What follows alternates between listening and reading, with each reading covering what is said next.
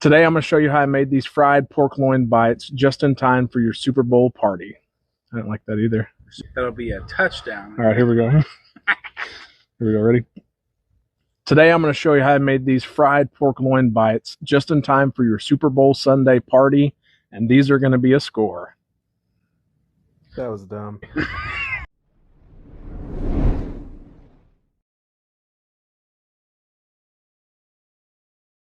Hey everyone, welcome back to Burnt Offerings Barbecue. My name is Trevor. Today what we're going to be cooking is this pork loin. I got this pork loin from HEB. It's about 9.3 pounds and cost about $21. And what I'm going to do today is we're going to cube this up and we're going to turn this into basically fried boneless pork bites. If you've ever had like a fried short rib or a fried rib from a barbecue restaurant, it's exactly the same. It's going to taste incredible. What I usually do is I will take it and I will cut it up into 3 pieces, 3 sections. And so like this one right here and on the back side, we will trim off all this fat and silver skin. And what I'm going to do is I'm going to take this one and kind of keep it separate because I'm actually going to bread this in cornmeal. There's a gentleman I'm cooking for at my work that has celiacs. And so we're going to cook this in cornmeal for him because he can't have any flour. So let's get this trimmed up and then we will start cubing it up. And we'll come back in just a second. So like I said, we're going to take all this excess fat and silver skin off of this. There's a lot hanging out off of this. And then I'm going to show you how I cut it into strips and cube it up.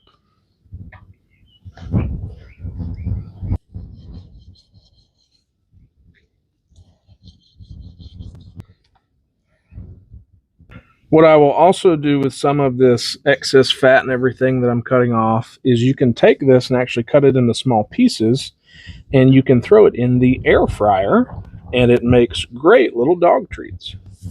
So if you've got a dog at home, they would love some of this.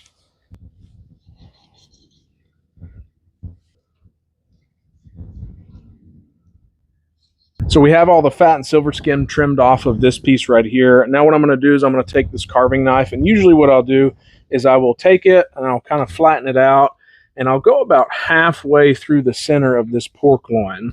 And so here we go. We're going to cut this about halfway through, all the way across like that. And so now what I will do is, depending on the size and the width of it, you can cut it either in half or in thirds. So like I'll show you this first piece real quick. You can take it and kind of see where you're going to cut and cut it into thirds, into these strips. So there's 1. Here is 2 and 3. So now what I'm going to do is, now that I have these strips, I'm going to take the tenderizer and I'm going to spike through here with my tenderizer just to break this up a little bit, and then we're going to cube it.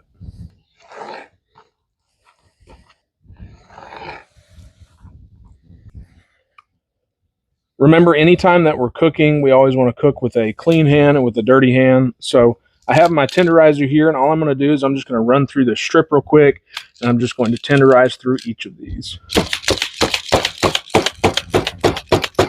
You don't have to beat the mess out of it, just enough to break down some of those fibers. You don't necessarily have to do this step and tenderize it. If you want, you can skip it, but I've always found that it gives a little bit better of a mouthfeel whenever you do go ahead and tenderize it.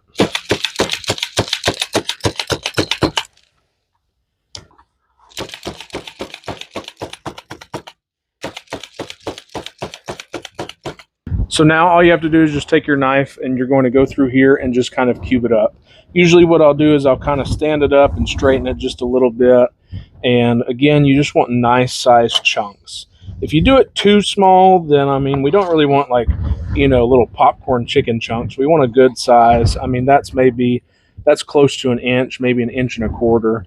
And that's a perfect size. If you get down to the end and you have something thinner like this, then that's fine. You can leave it a little longer. But we're just looking for some good sized chunks.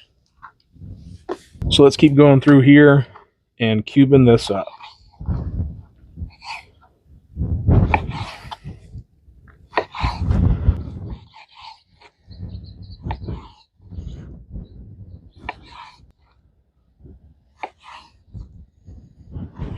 So we have this first section already cubed up. I'm going to go ahead and trim up the rest of this pork loin here, and then we'll come back in just a second. You can see right here, this is the silver skin that I'm talking about on these pork loins. You can see that it's very, very fibrous and stringy. If you leave this on, it's going to make for a really, really chewy bite. So we want to remove as much of this as possible.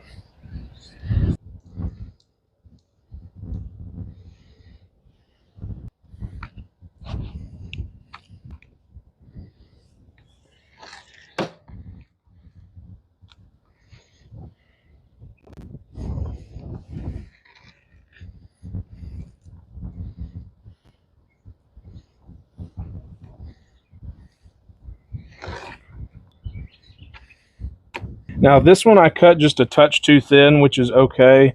I'm going to kind of scrunch it up here just a little bit, and I'm just going to cube it this way. Again, we're looking for those kind of inch size squares, maybe 1.25 inches to 1.5 inches.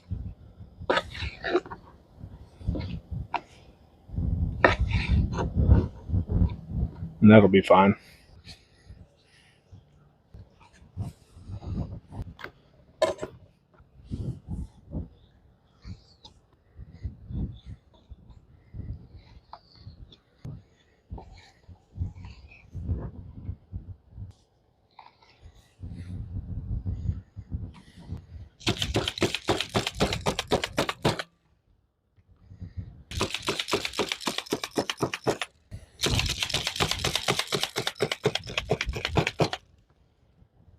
This one's pretty thick, so I'm going to hit this backside too. So I've cooked this a few times now, and it's quickly become one of my favorite and easiest recipes to make, and it feeds a lot of people. You can get almost about 80 to 90, maybe 100 bites out of these pork loins, depending on the size. A few weeks ago, I had a 8-pound, I think it was an 8.2-pound pork loin, and I had cubed it up like this, and I think I made 92 of these bites. So this is really quick, cheap, easy, and delicious, and it goes a really long way. Whenever you need to cook for a bunch of people on Super Bowl Sunday, I mean, what else can you ask for? Something quick, easy, and goes a really long way.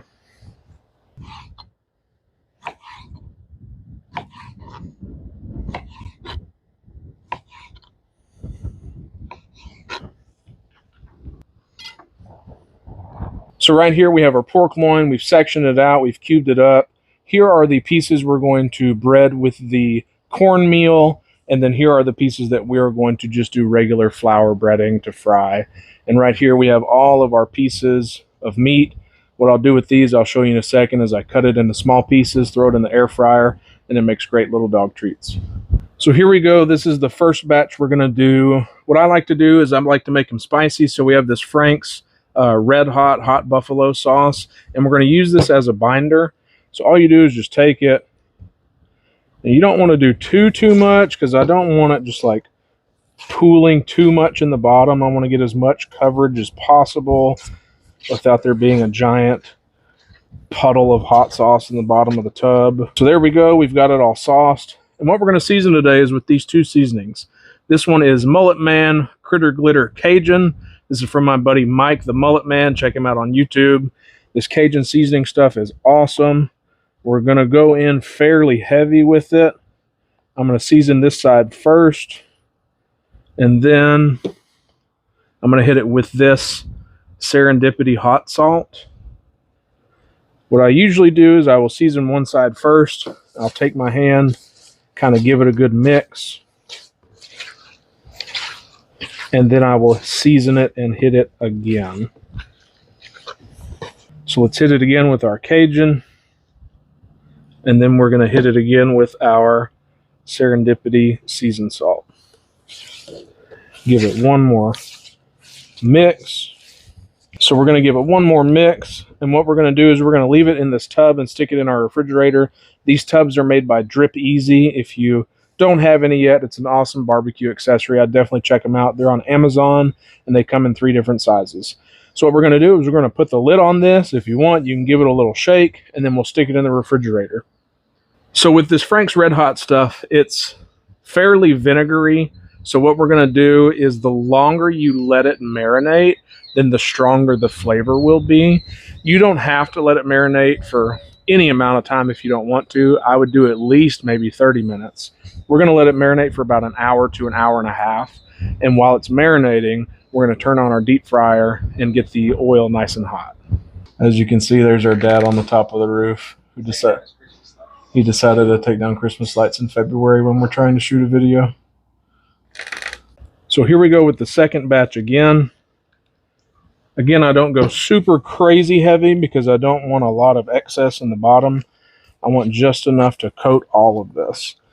That vinegar is going to penetrate and it's going to help kind of tenderize just a little bit. But what we're looking for is that penetration for that flavor. So here we go. We've got it all mixed up. And now we're going to hit it with our seasoning. Again, we're going to hit it fairly heavy with my Cajun seasoning, my critter glitter, and then this serendipity hot salt. We're going to give it a mix. And here in a bit, we're also going to add these seasonings to our flour mix and our cornmeal mix as well, because the whole goal is to build as many layers of flavor as we can. So there we go. Hit it one more time. Critter glitter Cajun. And my hot salt serendipity.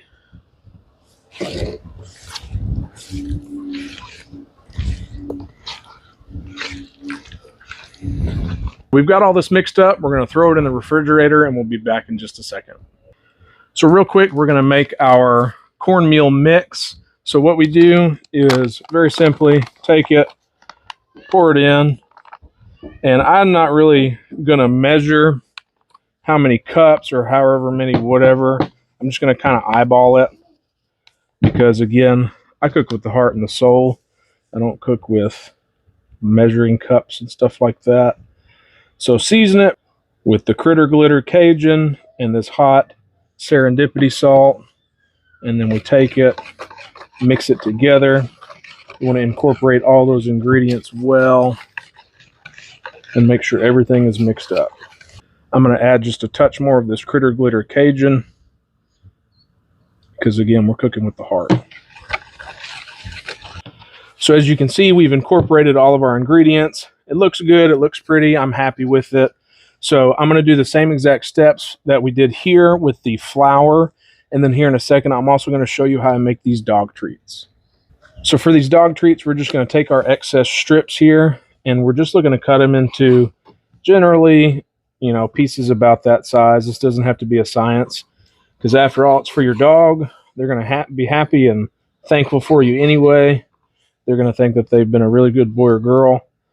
And again, we're just going to take these, cut them into these pieces, and then we're going to air fry it. Usually I'll do in the air fryer for, I'll put it for about 400 degrees for about 20 minutes. When they get really good and crispened up, you'll see they turn kind of brown, and that's when you'll know that they'll be ready.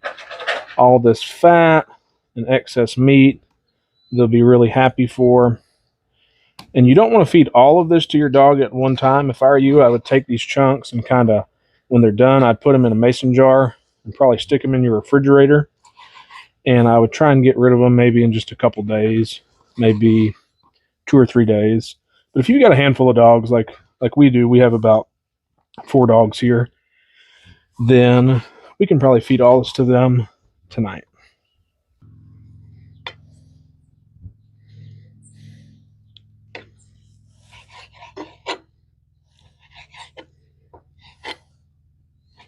So I've got everything cut up into these kind of smaller pieces. There's not really a science to this. You just kind of throw them in there. You want to space them out maybe just a little bit, but honestly, who cares, because it's for the dogs. It's not for you. So take these. I'm going to try and do as much as I can in one go because I don't really want to take up a lot of my time air frying dog treats. So I'm just going to throw as much as I can in here.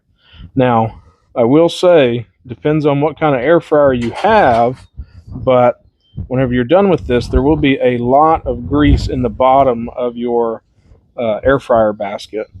So if you have any of the other styles of air fryers, it might be a little bit of a mess, but you know, I'm sure you could even take these and just throw them on a pan and stick them in the oven to bake them. But recently I've been really into minimizing the amount of waste that we have as a family.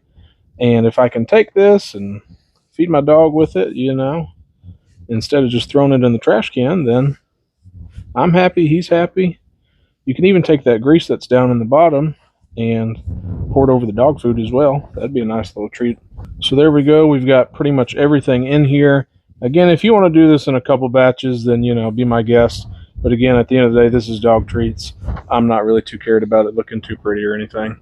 So again, we're going to throw this in the air fryer, 400 degrees for about 20 minutes until they look nice and crispy, kind of golden brown. And then, yeah, after that, they should be good to go. So we have our deep fryer here. This is one of the Masterbuilt large deep fryers. We cleaned it out. We've got clean oil in it, fresh oil. I have it set to about 350, and so whenever this light turns green, we're ready to fry. So our dog treats just got done right here. This is what they look like. So again, it was 400 degrees for 20 minutes, and they crispened up a little bit. So all you got to do is take them in there, break them apart. Sit. There you go. Good boy. As you can see, the Labrador approves. Again, they crisped up nice, look good, and I think Ranger approves. So what we're going to do, we're going to get this oil nice and hot, and then we will bread our cornmeal bites first, and then we will drop those, and then we'll do our regular flour ones.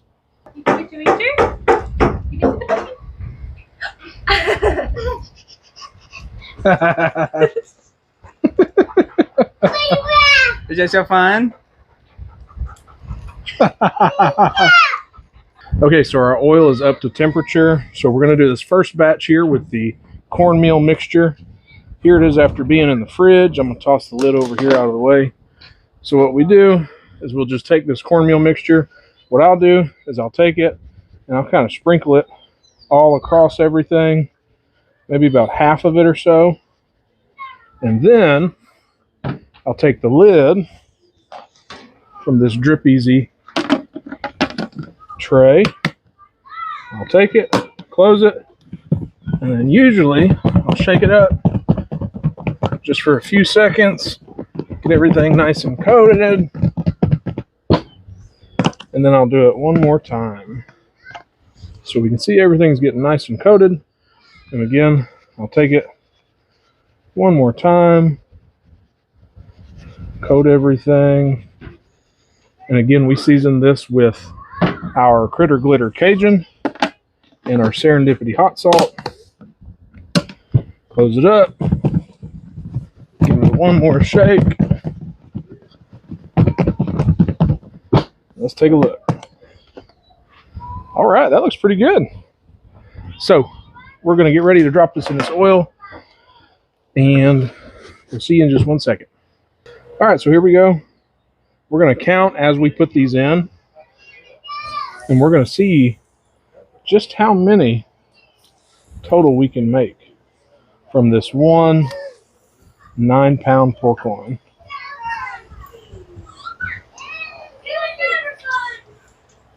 Again, we are doing the cornmeal first for my buddy Steve, who has celiacs.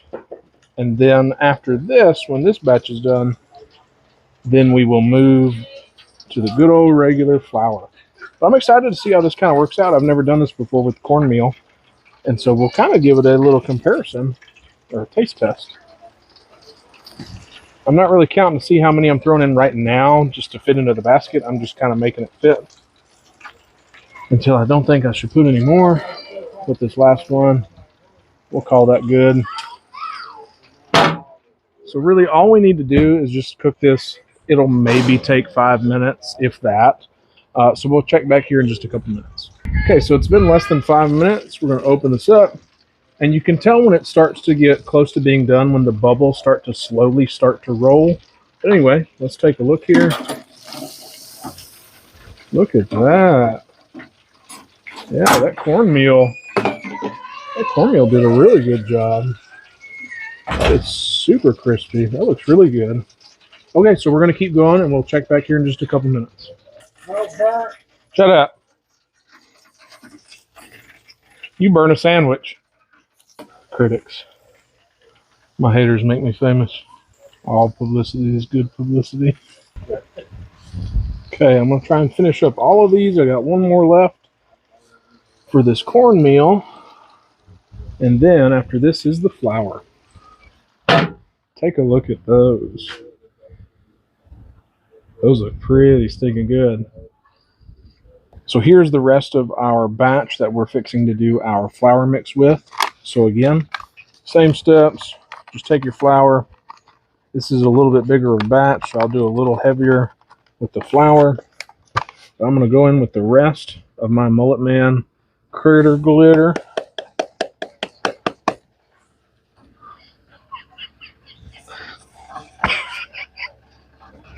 Come on, baby. There it is. And I'm going to go ahead and go in the rest with the rest of this serendipity as well. So all we got to do is take that, mix it up. And same thing here. I just want to take it. I just want to sprinkle it kind of over everything. Maybe about half of it or so of the bowl. And then we'll put the lid on it, shake it up.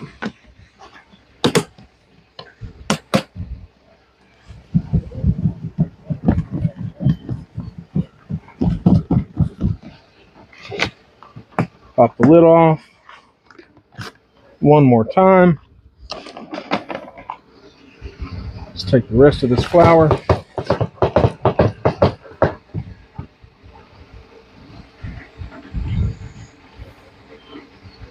Go a little heavier this time.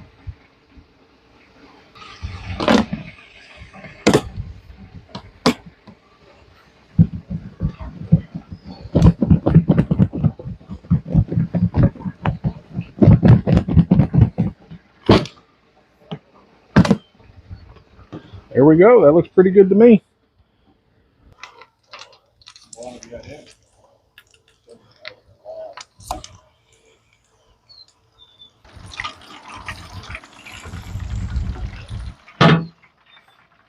So I took a bite of this real quick, and it's looking really good. Tastes great.